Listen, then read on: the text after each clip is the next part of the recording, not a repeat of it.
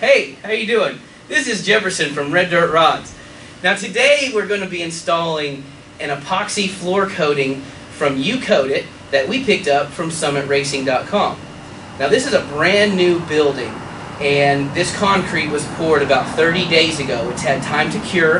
It has not been treated or coated with any top coat, and so it's perfect. It's primed and ready for this U-Coat-It epoxy system. So what we're going to do is show you the entire process on how to lay down this U-Coat two-part epoxy system so you can do it in your shop.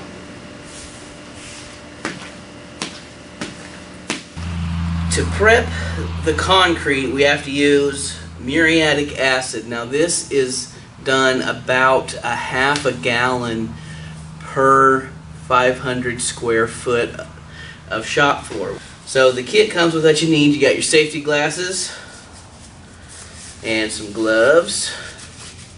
Get those put on. Now you're dealing with acid, and anytime you're mixing acid you want to put your water in first and then add the acid to the water. So what we're going to do is we're going to fill this bucket about 3/4 of the way, and we're going to add half of this. You want to pour it nice and easy. You don't want it to splash. It will burn your skin, burn your eyes, and of course ruin your clothes. Alright, so we got about half a gallon there. We're going to mix this up. Now since we're doing 1,500 square foot, we're going to have to do this a couple of times. Alright, so now what we're going to do is we've got our brush. We're just going to take this, spill it out on the floor.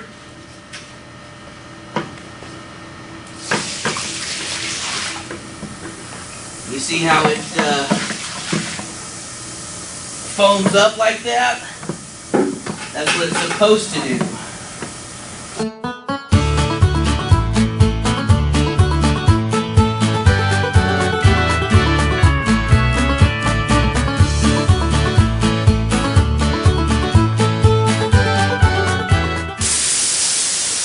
Okay, now we've done our first run of the muriatic acid.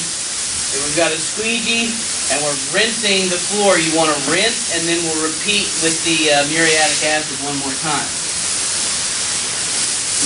Each kit comes with one roller, a couple of brushes, the U-Tex coating, which is the anti-slip, and part A, B, which in two parts, so one's for the bond coat, one's for the finish coat.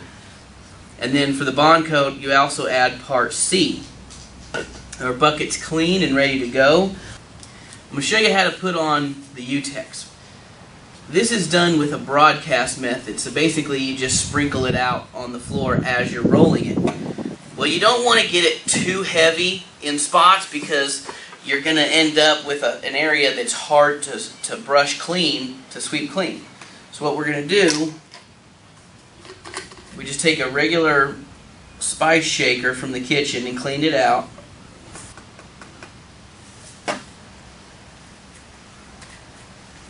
So now we can keep this in our pocket, pop the lid and shake it out, and we'll be good to go. Right. We've already shaken our cans, so these are good to go. Just pour that in. Part B. And now we go with our part C. Now then we just mix this up nice and thorough. Now this is a 1,500 square foot floor, so we're going to end up needing at least 3 kits to cover this floor, but we're only mixing them one at a time. The reason for this is that this stuff has a pot life. Depending on the ambient temperature and humidity, this stuff can set up as quickly as 10-15 minutes. If it's nice and cool and relatively low humidity, it can last up to an hour. We don't know how long it's going to take, so we're doing it one at a time. If you mix it up all at once, you're never going to get to the end of your shop. Alright, so the kit comes with chip brushes. You just want to dip them in the bucket and do exactly what it sounds like. Just roll the edges. You just want to come out 2 or 3 inches from the side of your floor here. get everything trimmed. Alright, now what's nice about having a second person is that they can be trimming while you can start rolling out the rest of the shop. So what we do, you dip that roller in, you want to get it covered, and then you can start rolling out. You do not want to just pour the epoxy straight on the floor because it will pool up and it will not cure correctly, and it will be a big problem. So we're just going to go ahead and start on this corner and start rolling.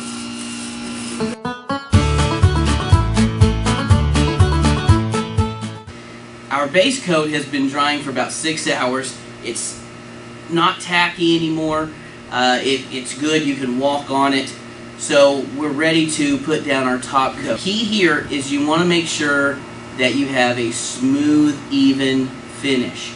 Unlike the base coat, which can have splotches and whatnot, your top coat can't have any splotches because that's going to show up in the final finish. So we're going to mix this up and get to work.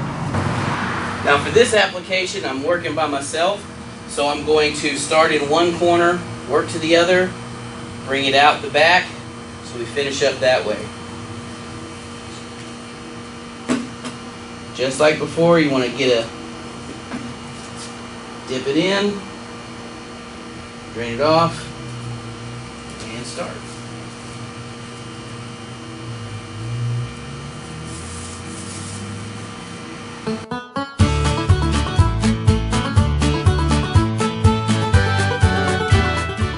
And we're all done. We've given the top coat 12 hours to cure, so it's safe to walk on. We're going to give another 12 hours before we drive any vehicles on the surface, and we'll have total cure in 7 to 10 days. Now this looks absolutely incredible. We've got a nice even surface. It really brightened up the shop. This is a really cool process. It's easy to do. We spent about 1 day doing the actual coating, and we did it all with summitracing.com. We're just about ready to get our stuff moved in, so we'll see you next time.